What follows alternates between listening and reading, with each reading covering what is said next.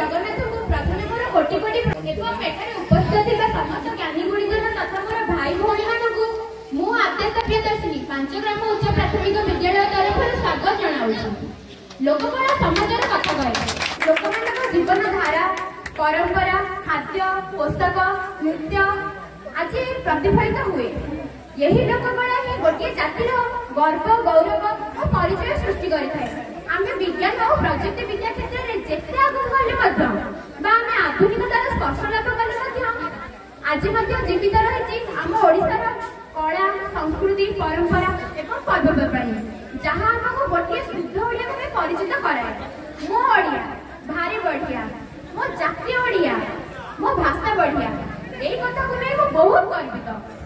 यही लोककला और पर्वपर्वाणी को आज सुनामी 2024-25 में उद्दिष्ट प्रसंग जहाँ की ओडिशा लोकनृत्य यही लोकनृत्य को आधार कर आम विद्यालय छात्र छात्री मैंने 12 मास और 13 पर्व को नहीं एक सुंदर नृत्य उपस्थापन करने को जाउछन। आसतु ना समस्त करताली दे सेमान को स्वागत जणाइबा।